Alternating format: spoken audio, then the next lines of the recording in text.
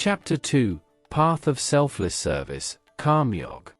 Arjuna said, if you consider acquiring spiritual knowledge is better than working, then why do you want me to engage in this horrible war, O Krishna ji?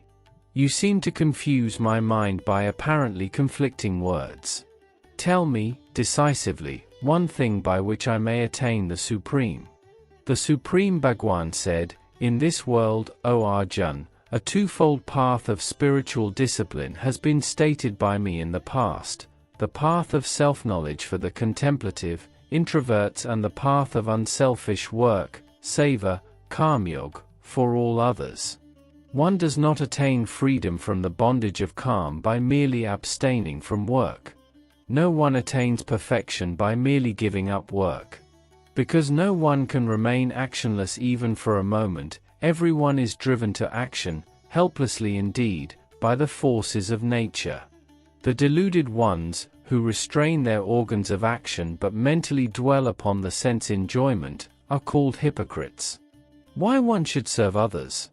One who controls the senses by a trained and purified mind and intellect, and engages the organs of action to selfless service, is superior, O Arjuna. Perform your obligatory duty because working is indeed better than sitting idle. Even the maintenance of your body would be impossible without work. Human beings are bound by work that is not performed as a selfless service. Therefore, O Arjuna, becoming free from attachment to the fruits of work, do your duty efficiently as a service to me. The first commandment of the Creator. Brahma, the Creator, in the beginning created human beings together with selfless service, seva, sacrifice, and said, by seva or sacrifice of self-interest you shall prosper, and seva shall fulfill all your desires. Help the celestial controllers, devs, with selfless service and they will help you. Thus helping each other, you shall attain the supreme goal of human life. The celestial controllers, pleased by selfless service, will give you desired objects even without asking for it. One who enjoys the gift of celestials without offering them anything in return is, indeed, a thief. The righteous who eat the remnants of selfless service are freed from all sins, but the impious who cook food only for themselves, without first offering to me, or sharing with others, in truth, eat sin. The physical body of living beings is made up of and sustained by food. Food is created by God from 5 basic elements. God is pleased by the sacrifice of self-interest, the selfless philanthropic work, and blesses selfless persons. Selfless work or sacrifice is our duty. Duty is prescribed in the scriptures. The scriptures come from God. Thus, the all-pervading God is ever present in selfless service, seva. One who does not help to keep for a self-realized person, who rejoices only with God, who is delighted with God and who is content with God, there is no duty. Such a person has no interest, whatsoever, in what is done or what is not done. A self-realized person does not depend on anybody, except God, for anything.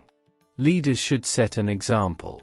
Therefore, always perform your duty efficiently and without any attachment to the results, because by doing work without attachment one attains the Supreme Being. King Janak and others attain perfection, or self-realization, by selfless service, 𝐃𝐄𝐒𝐑𝐈𝐏𝐲, alone. You should also perform your duty with a view to guide people, and for universal welfare of the society. Whatever noble persons do, others follow. Whatever standard they set up, the world follows. O Arjuna, there is nothing in the 3 worlds, heaven, earth, and the lower regions, that should be done by me, nor there is anything that I should obtain, yet I engage in action. If I do not engage in action relentlessly, O Arjuna, people would follow my path.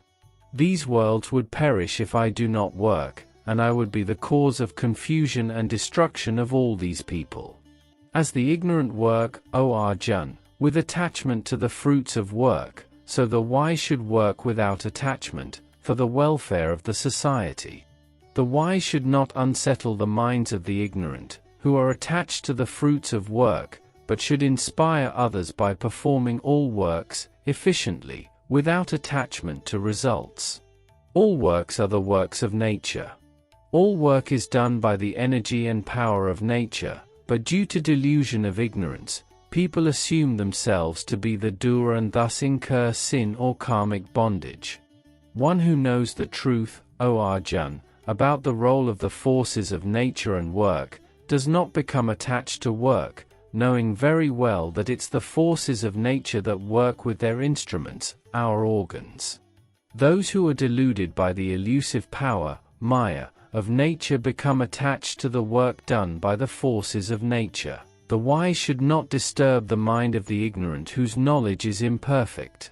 Do your duty, dedicating all work to me, in a spiritual frame of mind, free from desire, attachment, and mental grief. Those who always practice this teaching of mine, with faith, sincerity and free from complaint, are freed from the bondage of calm. But those who carp at my teaching and do not practice it, should be considered ignorant of all knowledge, senseless, and lost. All beings follow their nature. Even the wise act according to their own nature. What, then, is the value of sense restraint? 2 stumbling blocks on the path. Likes and dislikes for sense objects remain in the senses.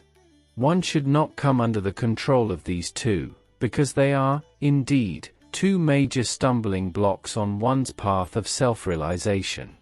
One's inferior natural work is better than superior natural work. Death in carrying out one's natural work is useful. Unnatural work produces too much stress. Lust is the origin of sin. Arjuna said, O Krishna ji, what impels one to commit sin as if unwillingly and forced against one's will? The Supreme Bhagwan said, it is lust, or intense desire for material and sensual pleasures, born out of passion, that becomes anger when unfulfilled. Lust is insatiable and is a great devil. Know this as the enemy. As the fire is covered by smoke, as a mirror by dust, and as an embryo by the amnion, similarly self-knowledge becomes obscured by lust. O Arjuna, self-knowledge becomes covered by this insatiable fire of lust, the eternal enemy of the wise. The senses, the mind, and the intellect are said to be the seat of lust.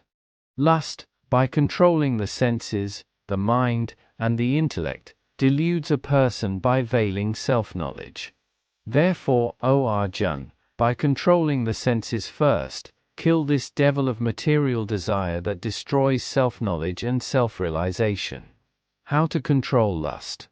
The senses are said to be superior to the body, the mind is superior to the senses, the intellect is superior to the mind, and spirit is superior to the intellect.